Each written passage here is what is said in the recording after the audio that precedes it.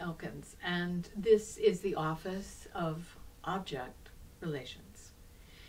Today I'd like us to think about an expression that I certainly was raised listening to, and that was if you were going to criticize someone as being too attached or too controlled by their mother, the expression was they are tied to their mother's apron strings. If you have followed any of these video clips, you have heard me confess I'm a bad cook, and my mother never wore an apron.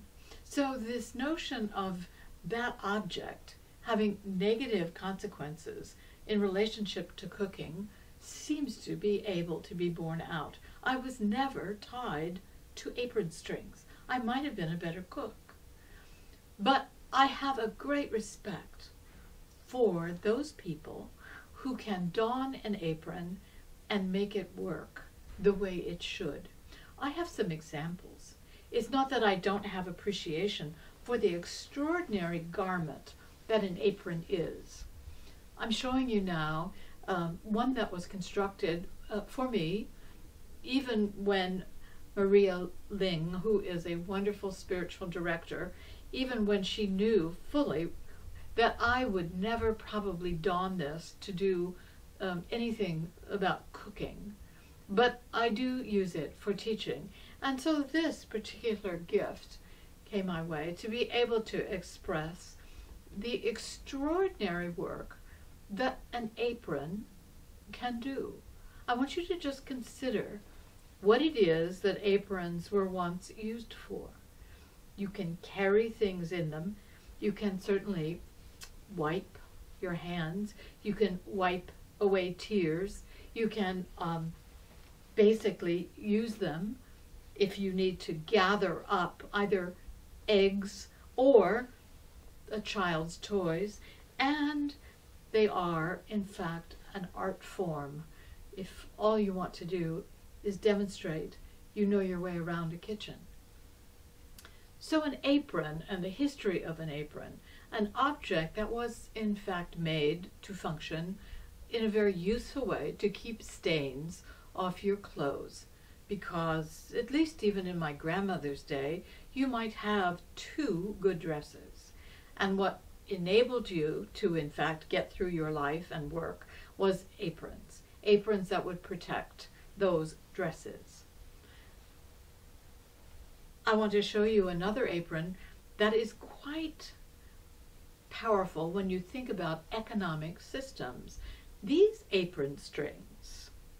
Now this came from the kind of craft fair that small churches who are struggling to not only meet the budget for electrical needs or whatever it might cost to repair the roof, but also have a passion for feeding the hungry, for being able to be in mission. This is one of those kinds of aprons used in the kitchen to do those meals that feed wide and deep a community and then a world beyond that.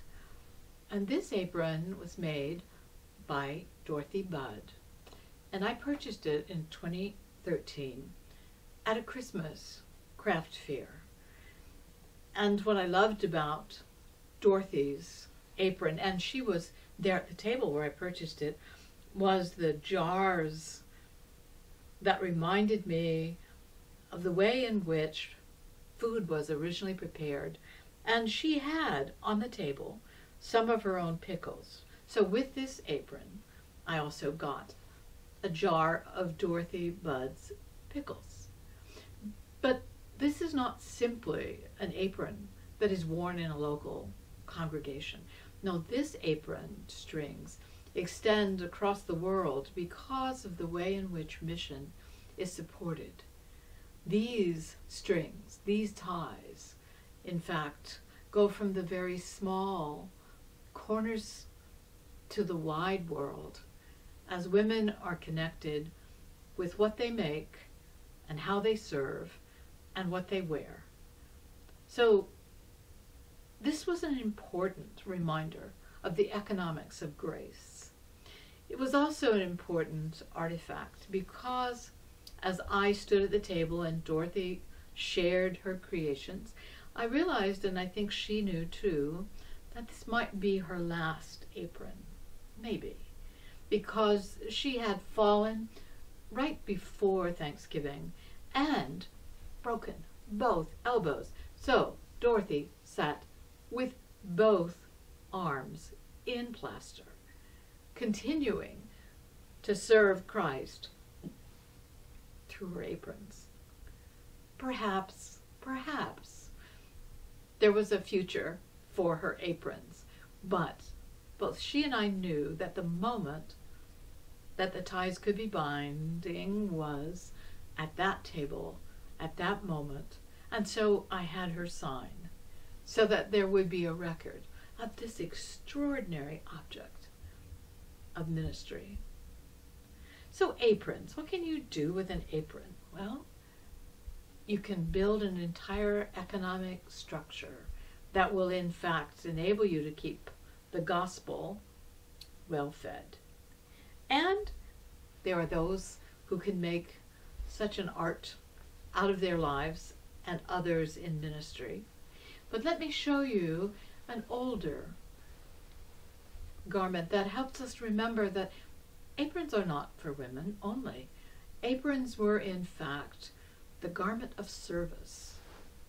This particular scapular is associated with the Order of St. Luke, and that is an order that is dedicated, both clergy and lay, to the work of not only honoring Christ through the sacrament of the table, but using that feeding for the enabling of the feeding of the world. As we are fed, so we feed. And this garment marks that kind of service. So whether it's an apron made by Dorothy Bett or a scapular worn by Dwight Vogel, whose gift of writing and service really personifies what it means to wear an apron for Christ, it's connected. The ties bind. Apron strings are in fact the way we say service.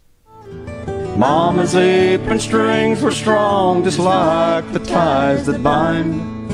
They're wrapped around the fondest memories on the pages of my mind. Let me hear some good old gospel songs like the little church choir still sings. Jesus, keep me hanging on to Mama's apron strings. Jesus, keep me hanging on to Mama's apron strings.